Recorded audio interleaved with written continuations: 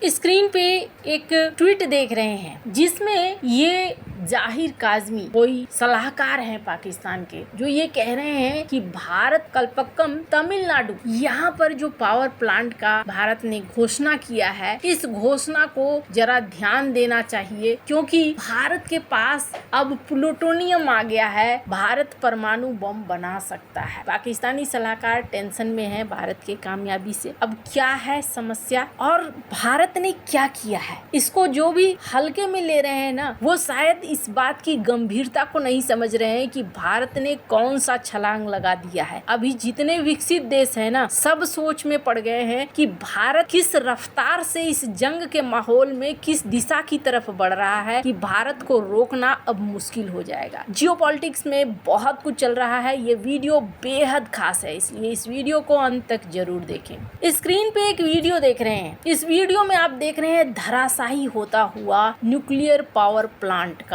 ये स्ट्रक्चर। क्या है ये, कहाँ ये सब कुछ हुआ और ये करने वाला कौन था? ये करने वाला था जर्मनी। जर्मनी ने अपने ही न्यूक्लियर पावर प्लांट को धराशायी करना शुरू कर दिया। एक समय जर्मनी के दिमाग में ये कीड़ा काटने लगा कि नहीं भाई, परमाणु रेडिएशन का खतरा है, रेडिएशन को हम खतरे के तौर पर अपने देश के अंदर फैलने नहीं दे सकते हैं, इसलिए ऐसा करो कि रिएक्टर्स को तबाह कर दो। हम ईंधन खरीदेंगे और नेचुरल ईंधन, ग्रीन एनर्जी, इस पर फोकस करेंगे। लेकिन ये सब कुछ होने से पहले, ग्रीन एनर्जी आने से पहले ही उन्होंने अपने न्यूक्लियर पावर प्लांट को तबाह कर दिया। न सिर्फ इतना, बल्कि 2 महीने पहले इनका कोयले का प्लांट था, इसे भी इन्होंने जीरो कार्बन के नाम पर तबाह कर दिया। हालांकि एंजेला मर्केल के कार्यकाल में जिस तरीके से डिसीजन लिए गए या उसके बाद भी जो चांसलर वगैरह रहे, तो वो डिसीजन थोड़े अजीब जरूर रहे जर्मनी के। बिना कुछ पाए, बिना कुछ बनाए, जो पहला आधार था, इन्होंने उस आधार को भी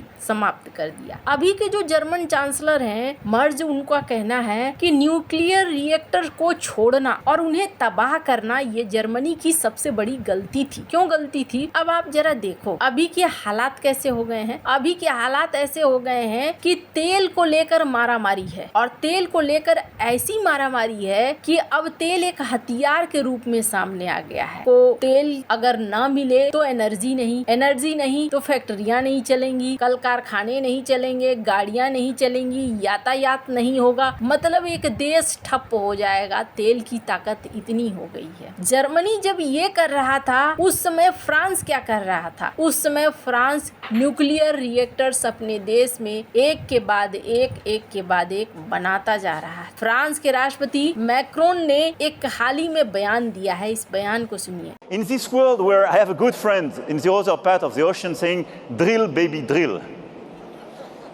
Here there is no need to drill. It's just plug baby plug. Electricity is available. You can plug, it's ready. And I can tell you, we will go fast and very fast.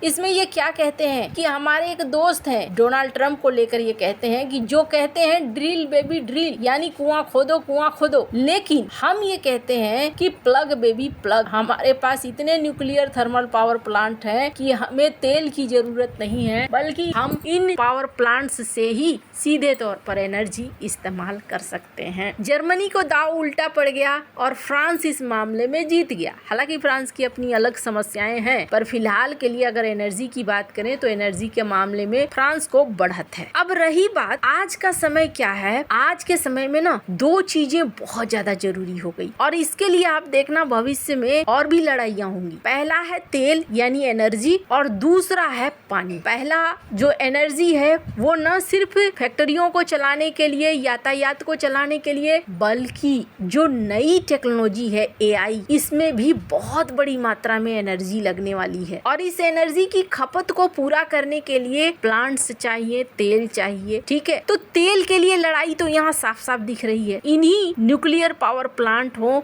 या AI के infrastructure हो, इनको चलाने के लिए साफ पानी भी चाहिए। पानी के लिए भी भविष्य में आप देखना युद्ध होगा। खैर, फिलहाल अगर पावर प्लांट की बात करें तो पावर प्लांट का महत्व ये है, ये दिख गया। भारत ने हाल ही में कनाडा के साथ जब रिश्ते ठीक हुए थे तो कनाडा के साथ एक डील फाइनल की थी और कनाडा के साथ भी डील फाइनल की थी तब भी पाकिस्तान को टेंशन होना शुरू हो गया था और पाकिस्तान ने कहा कि इतना सारा इनको प्लूटोनियम मिलेगा, ये ठीक नहीं है, ये तो गड़बड़ हो जाएगी, तो भारत और भी हथियार बना लेगा। पहली बात तो ये भारत ने पहले से ही कई परमाणु बम बना रखे हैं, ये दुनिया में जग जाहिर है, कुछ छिपा हुआ नहीं है। दूसरी बात, इनके जो सलाहकार हैं, इनके सलाहकार क्या कहते हैं कि पीएम मोदी ने जो कामयाबी का अलर्ट जारी किया है ना कि तमिलनाडु के कल्पक्कम में स्थित प्रोटोटाइप फास्ट ब्रीडर रिएक्टर की घोषणा की है। अब क्या है, साधारण भाषा में ये समझिए, पीएम मोदी ने एक पोस्ट किया और इसमें बताया कि भारत ने अपने रिएक्टर में सफलता हासिल कर ली है। अब इसमें खास क्या था? खास ये है कि भारत का ये प्रोजेक्ट बिल्कुल स्वदेशी है। इसे भारत के एनर्जी सेक्टर के लिए एक बहुत बड़ी जीत मानिए। क्यों? क्योंकि इसमें थोरियम का इस्तेमाल हो रहा है और थोरियम के लिए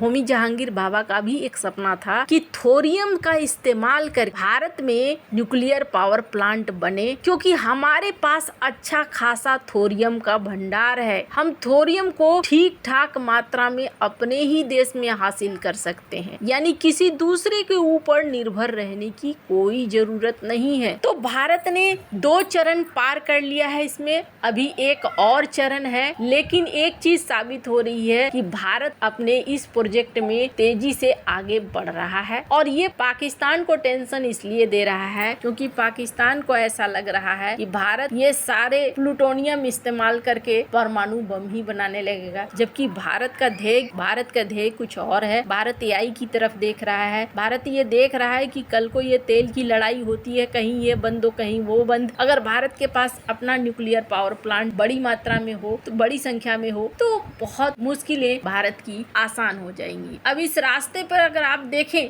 तो जापान भी चल पड़ा है। जहां यूरोपीय देश बंद कर रहे थे, वहीं जापान अपने सबसे बड़े न्यूक्लियर पावर प्लांट को फिर से खोल रहा है। अब एक मैप देखिए तो आपको समझ में आ जाएगा कि इस वक्त किस तरीके से दुनिया भर में एनर्जी की जरूरत है और किन देशों को सबसे ज्यादा जरूरत है। इस मैप में आप देख रहे हैं भारत और चाइना, ये 2 देश देखिए जिनको एनर्जी की जरूरत बहुत ज्यादा है। भारत भी तेजी से बढ़ रहा है, चाइना को तो जरूरत है ही, भारत भी तेजी से बढ़ रहा है, इसलिए भारत को भी इसकी जरूरत है एक बड़ी मात्रा में। हालांकि और भी देश हैं, छोटे बड़े देश, जो कि बहुत सारा उत्पादन प्रोडक्शन इस लाइन में शामिल है। लेकिन पाकिस्तान की बात करें तो इनकी जरूरत उस दिशा में कम है या उस दिशा में ये सोचते ही नहीं है, जबकि भारत उस दिशा में सोचता है जिसका फायदा भारत को मिल रहा है। भारत ने एक अपने काफी पुराने सपने को पूरा करना शुरू कर दिया है। ये बहुत बड़ी बात है। अगर आप एनर्जी पे आत्मनिर्भर हैं तो फिर बाकी की समस्याएं खुद ही हल हो जाती हैं। आपको क्या लगता है इन सब मामले में? आपकी क्या राय है? कमेंट कर जरूर बताएं। जल्द मिलते हैं अगले वीडियो में नई खबर के साथ।